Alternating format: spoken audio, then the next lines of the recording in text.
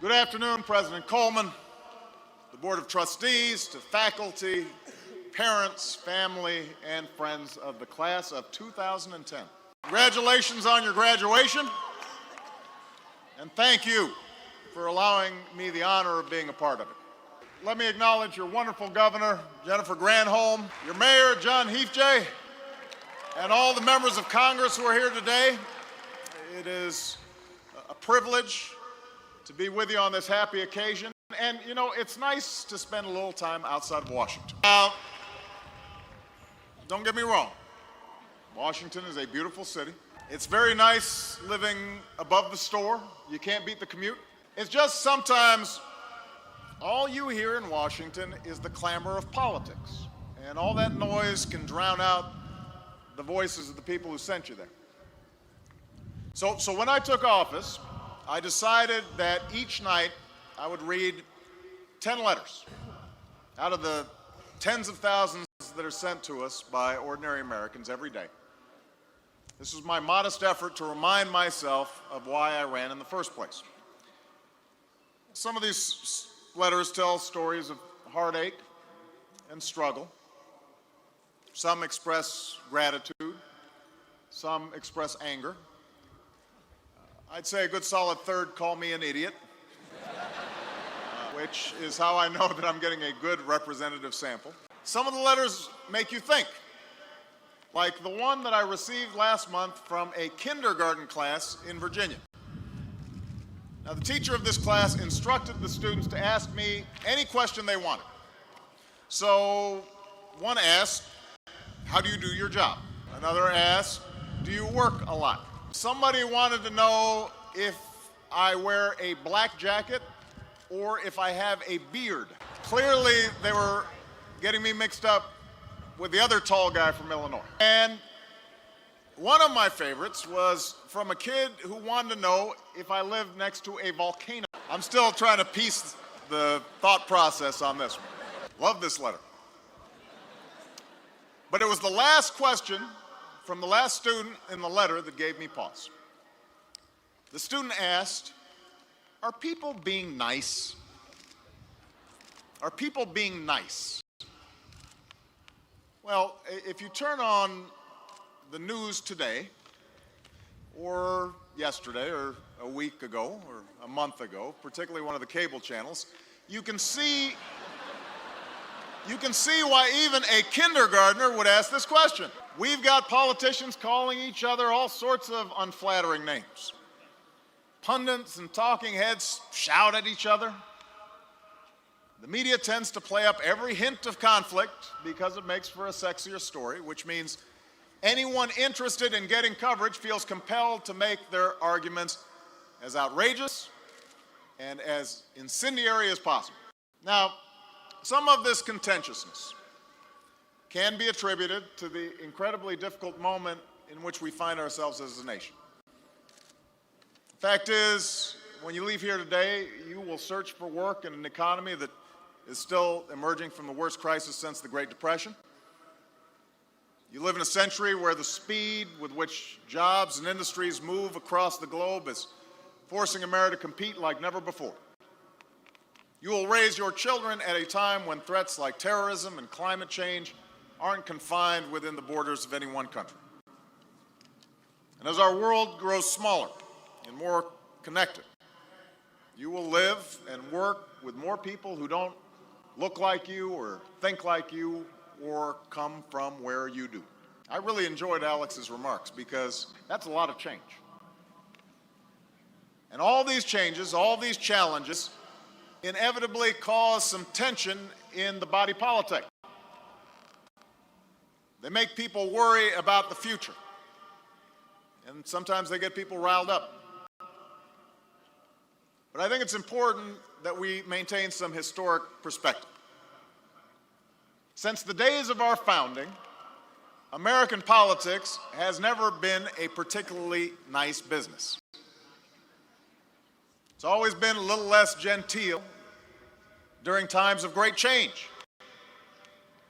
A newspaper of the opposing party once editorialized that if Thomas Jefferson were elected, murder robbery, rape, adultery, and incest will be openly taught and practiced, not subtle. Opponents of Andrew Jackson often referred to his mother as a common prostitute, which seems a little over the top.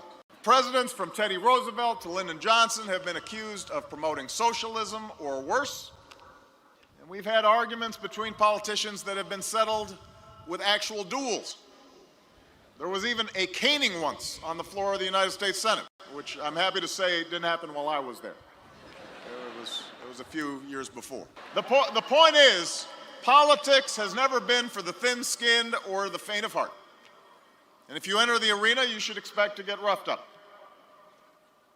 Moreover, democracy in a nation of more than 300 million people is inherently difficult. It's always been noisy and messy, contentious, complicated. We've been fighting about the proper size and role of government since the days the framers gathered in Philadelphia. We've battled over the meaning of individual freedom and equality since the Bill of Rights was drafted. As our economy has shifted emphasis from agriculture to industry, to information, to technology, we have argued and struggled at each and every juncture over the best way to ensure that all of our citizens have a shot at opportunity.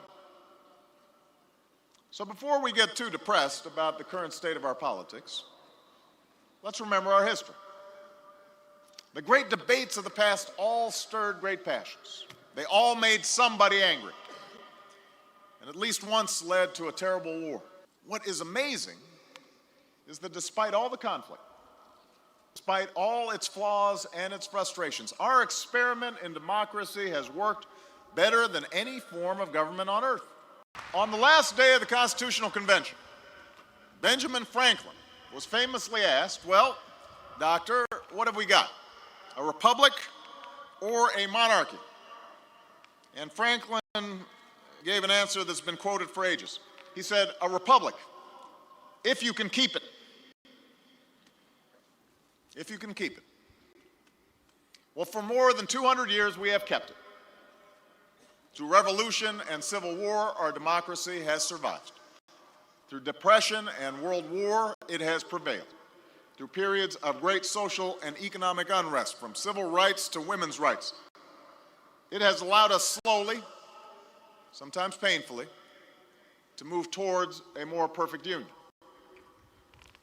And so now, class of 2010, the question for your generation is this: how will you keep our democracy going? At a moment when our challenges seem so big and our politics seem so small, how will you keep our democracy alive and vibrant? How will you keep it well in this century? Now, I'm not here to offer some grand theory or detailed policy prescription. But let me offer a few brief reflections based on my own experiences and the experiences of our country over the last 2 centuries. First of all, American democracy has thrived because we have recognized the need for a government that, while limited, can still help us adapt to a changing world. On the 4th panel of the Jefferson Memorial is a quote I remember reading to my daughters during our first visit there. It says, "I am not an advocate for frequent changes in laws and constitutions, but with the change of circumstances, institutions must advance also to keep pace with the times." The democracy designed by Jefferson and the other founders was never intended to solve every problem with a new law or a new program. Having thrown off the tyranny of the British Empire, the first Americans were understandably skeptical of government. And ever since, we've held fast to the belief that government doesn't have all the answers. And we have cherished and fiercely defended our individual freedom. That's a strand of our nation's DNA. But the other strand is the belief that there are some things we can only do together as one nation, and that our government must keep pace with the times. When America expanded from a few colonies to an entire continent and we needed a way to reach the Pacific, our government helped build the railroads. When we transitioned from an economy based on farms to one based on factories, and workers needed new skills and training, our nation set up a system of public high schools. When the markets crashed during the Depression, and people lost their life savings. Our government put in place a set of rules and safeguards to make sure that such a crisis never happened again, and then put a safety net in place to make sure that our elders would never be impoverished the way they had been. And because our markets and financial systems have evolved since then, we're now putting in place new rules and safeguards to protect the American people. Now, this notion, class, hasn't always been partisan. It was the first Republican president, Abraham Lincoln, who said the role of government is to do for the people what they cannot do better for themselves. And he'd go on to begin that first intercontinental railroad and set up the first land-grant colleges. It was another Republican, Teddy Roosevelt, who said the object of government is the welfare of the people. And he's remembered for using the power of government to break up monopolies and establish our national park system. Democrat Lyndon Johnson announced the Great Society during a commencement here at Michigan, but it was the Republican president before him, Dwight Eisenhower, who launched the massive government undertaking known as the Interstate Highway System. Of course, there have always been those who have opposed such efforts. They argue government intervention is usually inefficient, that it restricts individual freedom and dampens individual initiative.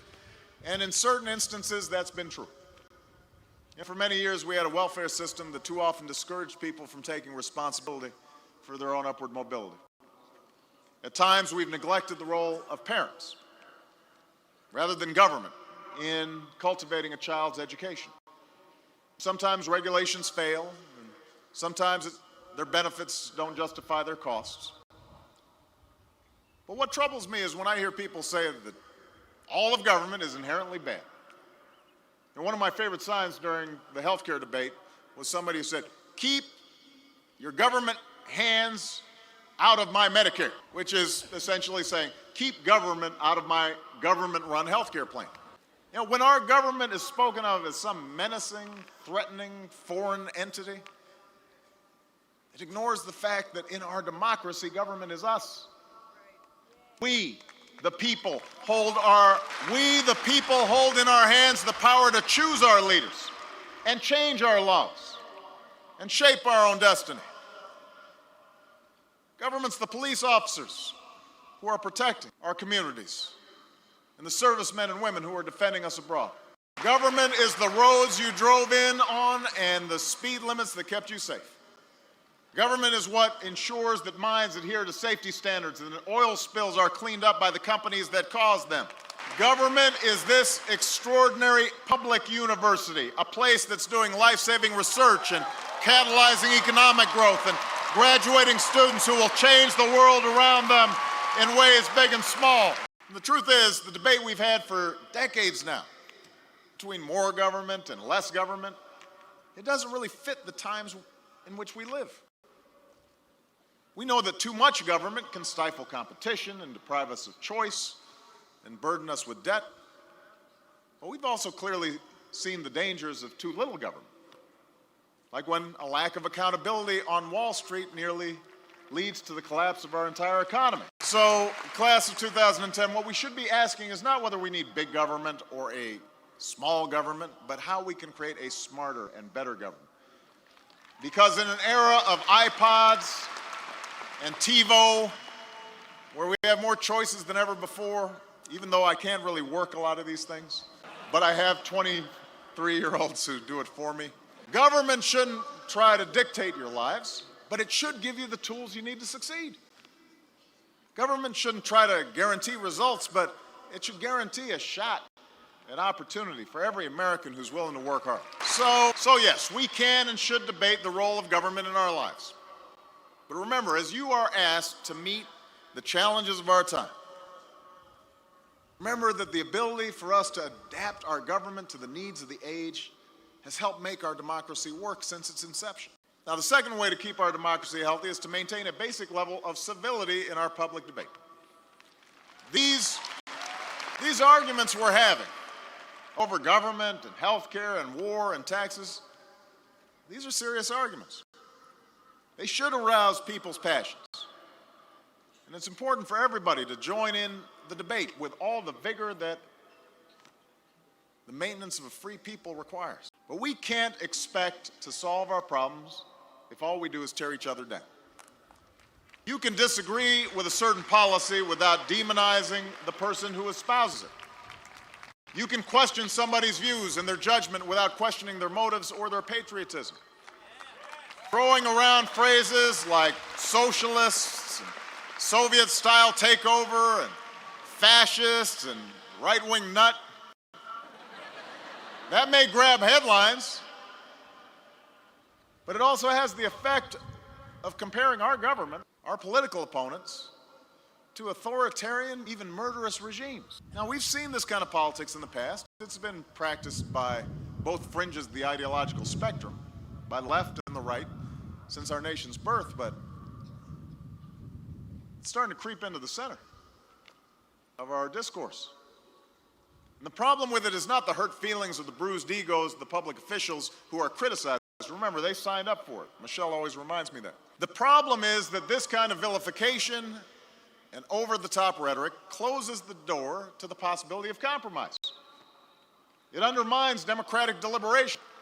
It prevents learning, since after all, why should we listen to a fascist or a socialist or a right-wing nut or a left-wing nut?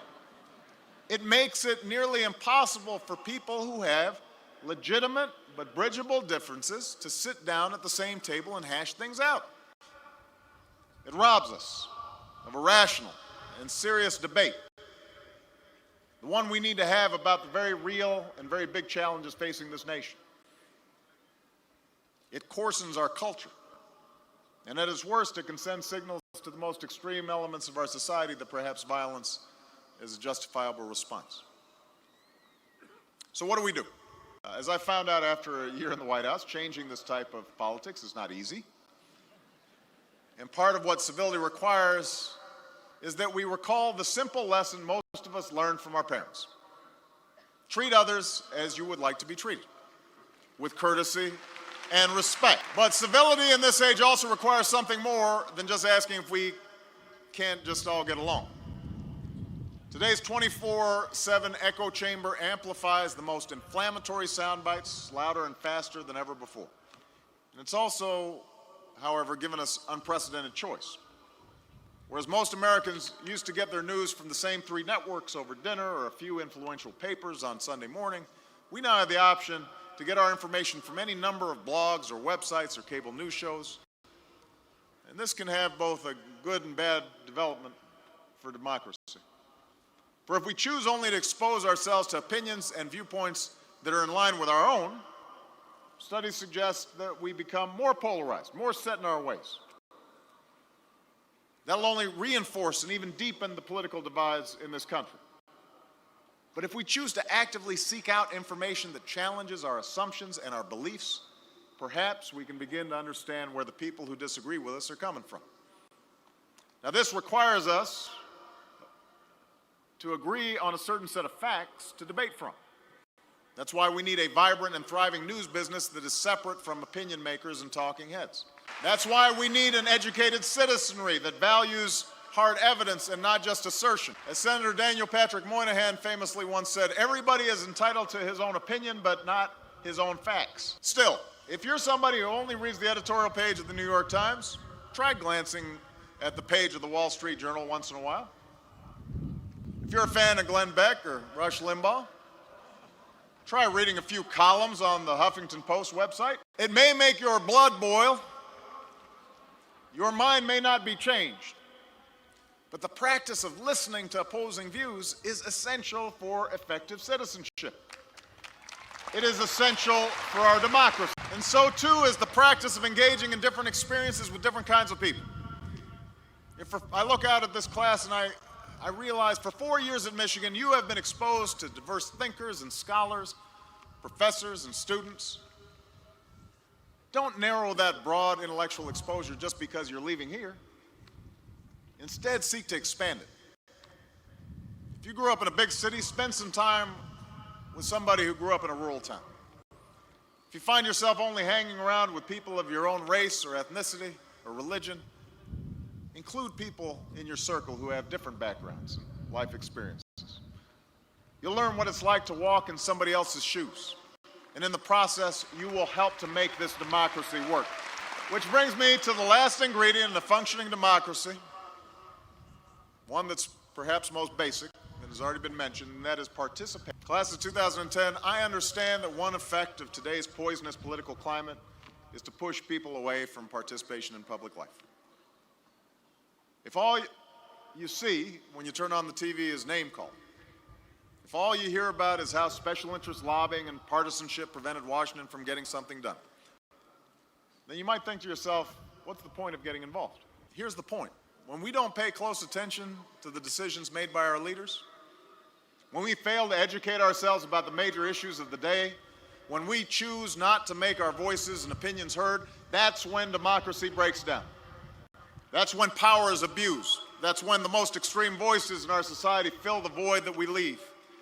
That's when powerful interests and their lobbyists are most able to buy access and influence in the corridors of power, because none of us are there to speak up and stop them. Participation in public life doesn't mean that you all have to run for public office, though we could certainly use some fresh faces in Washington. But it does mean that you should pay attention and contribute in any way that you can. Stay informed. Write letters or make phone calls on behalf of an issue that you care about. If electoral politics isn't your thing, continue the tradition so many of you started here at Michigan and find a way to serve your community and your country. An act that will help you stay connected to your fellow citizens and improve the lives of those around you. You know, it was 50 years ago that a young candidate for president came here to Michigan and delivered a speech that inspired one of the most successful service projects in American history. And as John F. Kennedy described the ideals behind what would become the Peace Corps, he issued a challenge to the students who had assembled in Ann Arbor on that October night. On your willingness to contribute part of your life to this country, he said, will depend the answer whether a free society can compete. I think it can, he said. This democracy we have is a precious thing. For all the arguments and all the doubts and all the cynicism that's out there today, we should never forget that as Americans, we enjoy more freedoms and opportunities than citizens in any other nation on earth. We are free to speak our mind and worship as we please. We are free to choose our leaders and criticize them if they let us down. We have the chance to get an education and work hard and give our children a better life. None of this came easy. None of this was preordained. The men and women who sat in your chairs 10 years ago and 50 years ago and 100 years ago, they made America possible through their toil and their endurance and their imagination and their faith. Their success and America's success was never a given. And there is no guarantee that the graduates who will sit in these same seats 10 years from now or 50 years from now or 100 years from now will enjoy the same freedoms and opportunities that you do. You too will have to strive. You too will have to push the boundaries of what seems possible. For the truth is, our nation's destiny has never been certain. What is certain, what has always been certain, is the ability to shape that destiny. That is what makes us different. That is what sets us apart. That is what makes us Americans. Our ability at the end of the day to look past all our differences and all of our disagreements and still forge a common future. That task is now in your hands, as is the answer to the question posed at this university half a century ago about whether a free society can still compete. If you are willing, as past generations were willing, to contribute part of your life to the life of this country, then I, like President Kennedy, believe we can, because I believe in you. Congratulations on your graduation 2010. May God bless you, and may God bless the United States of America. Thank you.